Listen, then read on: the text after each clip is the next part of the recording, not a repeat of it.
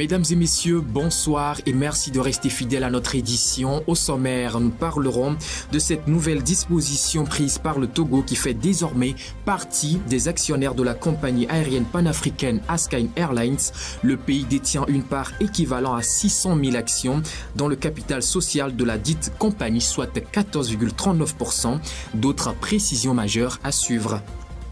Nous parlerons également des travaux de l'Assemblée générale extraordinaire du Conseil des collectivités territoriales de l'UEMOA, ouvert ce lundi à Abidjan, la capitale économique ivoirienne. Une nouvelle feuille de route a été élaborée pour les 5 prochaines années, ainsi que le renouvellement des instances, des détails à suivre.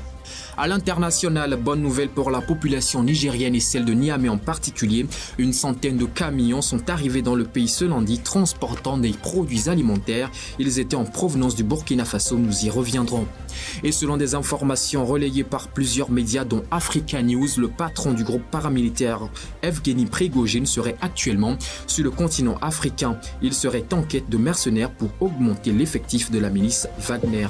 C'est tout pour les titres de ce soir. Nous passons au développement tout de suite.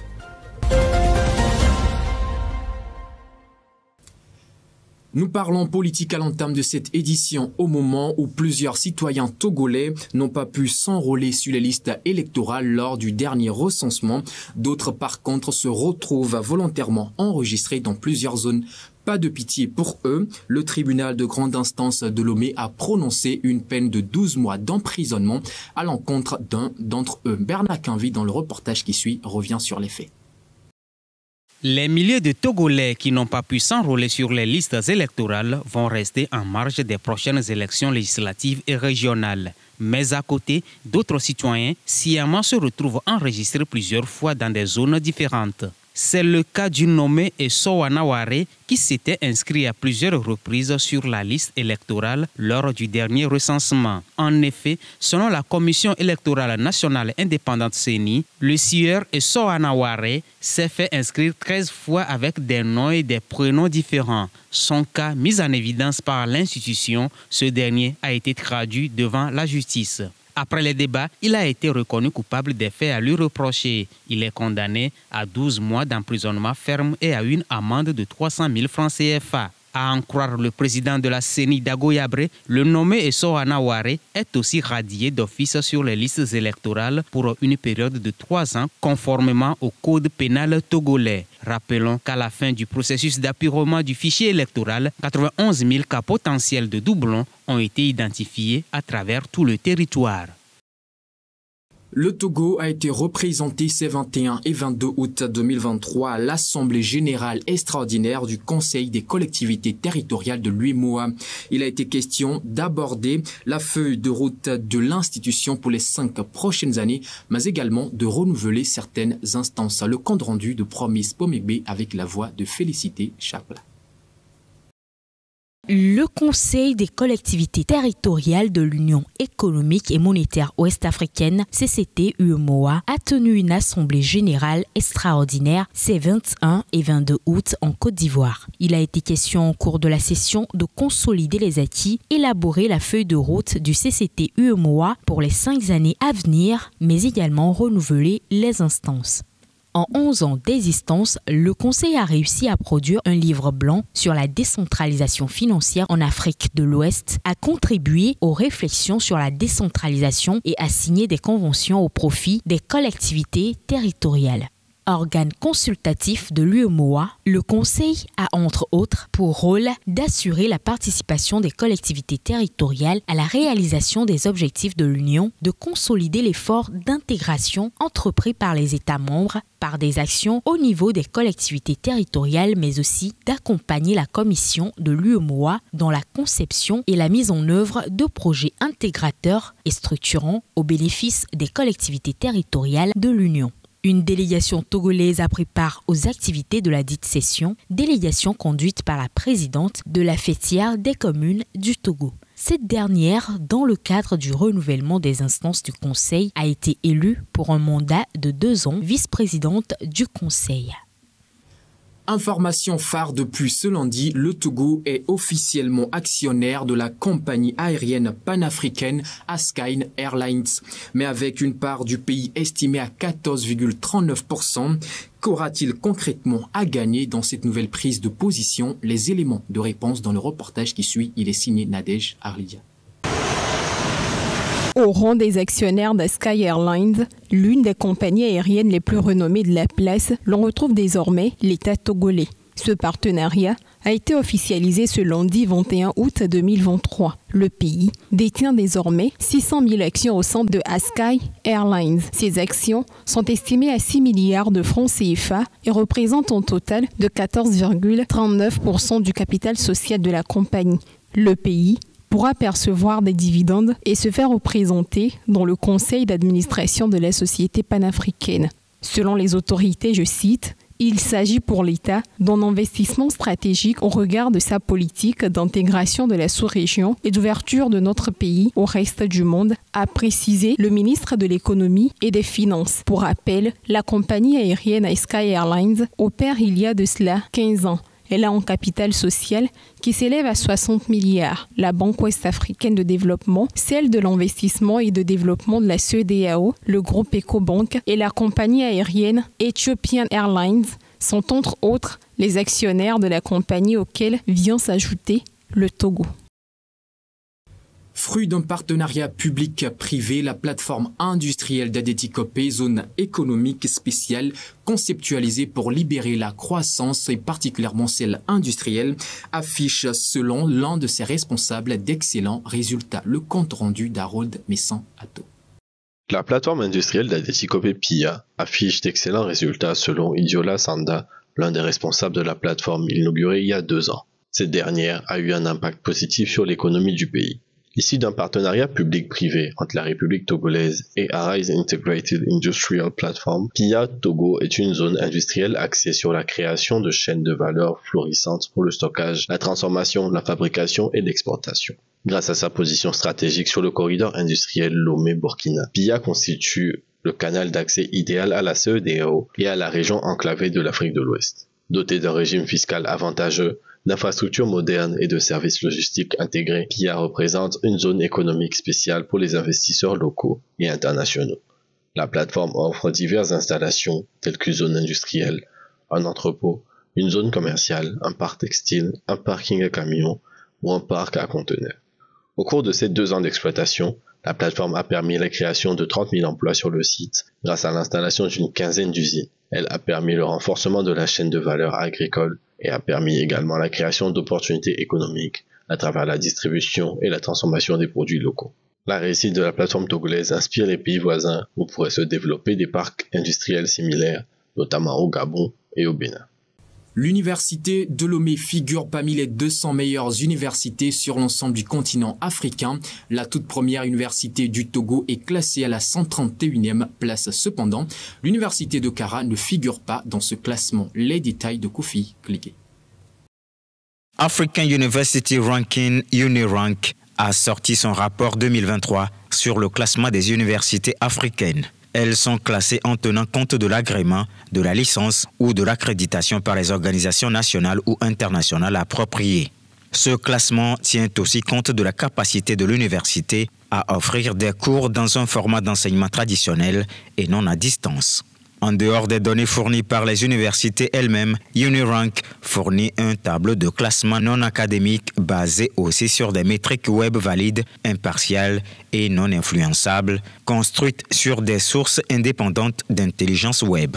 De ce classement, l'Université de Lomé est 131e au compte de l'année 2023. En Afrique de l'Ouest, The University of Ghana ravit la première place aux universités sous-régionales. En Afrique francophone, c'est l'université tchèque Anta Diop du Sénégal qui est leader en Afrique de l'Ouest. Cependant, l'Afrique du Sud est revenue avec 11 de ses universités qui font partie des top 20 des meilleures. Elle a aussi occupé les 4 premiers rangs des meilleures universités du continent. La seule université de la Côte d'Ivoire dans le classement est 160e. Par ailleurs, l'université de Kara ne figure pas dans ce classement.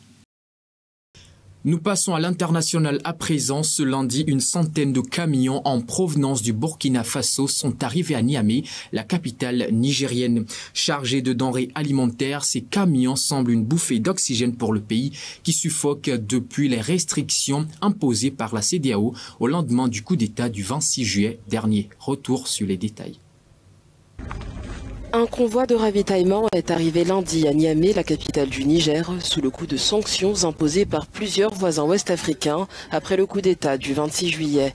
Selon le directeur régional des douanes, environ 300 camions chargés principalement de nourriture sont entrés dans le pays en provenance du Burkina Faso. Nous avons eu un long moment où nous n'avons pas de camions qui viennent par le corridor du Burkina, mais avec l'opération de sécurisation du corridor qui a été effectuée conjointement par les armées du Burkina et du Niger, nous avons eu ce premier flux et nous espérons d'autres dans les jours à venir.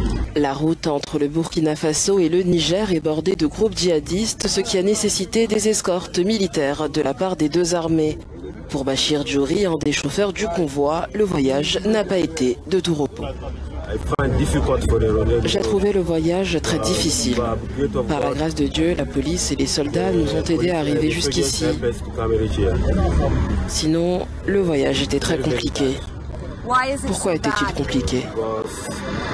Eh bien, parce qu'il y avait ce qu'on appelle Boko Haram sur les routes. On ne peut pas prendre ces routes tout seul. Il faut être escorté. Et heureusement que les soldats étaient là. Nous sommes arrivés tranquillement. Le Bénin et le Nigeria ont fermé leurs frontières respectives avec le Niger dans la foulée du coup d'État. Une situation qui, selon le Programme alimentaire mondial, impacte grandement l'approvisionnement du Niger en produits de première nécessité. Dans quelques heures, les Zimbabwéens seront aux urnes pour l'élection du candidat qui devra diriger le pays lors des 5 prochaines années. Mais alors que la situation socio-économique du pays demeure instable, certains observateurs du pays trouvent que ce scrutin serait décisif pour le redressement économique du pays. Les explications. Bien que de nombreux Zimbabwéens estiment qu'un changement de gouvernement est nécessaire et souhaitable, ils ne le voient pas venir dans le cadre de ces élections nationales. À la veille du scrutin présidentiel du 23 août, des études indépendantes révèlent un climat préélectoral méfiant. Ce que j'ai retenu des deux candidats, c'est qu'ils parlent également du redressement économique du Zimbabwe. Mais Chamisa parle de justice sociale et de gouvernance démocratique. Le parti au pouvoir, quant à lui, parle de lutte contre la corruption, d'investissement et d'infrastructures, mais aussi de relance économique, comme je l'ai dit, en termes de création d'emplois. On peut donc considérer que ces élections sont l'occasion de reconquérir la gloire économique du Zimbabwe, mais en même temps, il faut s'attaquer aux problèmes sociaux. Selon le Fonds monétaire international, le taux de chômage élevé a contraint plus de 2/3 de la population zimbabwéenne en âge de travailler à survivre par le biais d'un travail informel. Les élections en Afrique et les mouvements de libération ont un monopole. Ils savent comment manipuler les processus électoraux et pas seulement, manipuler probablement leur stratégie de campagne. Ils leur manifestent par là leurs électeurs et c'est ce qui les ramène au pouvoir.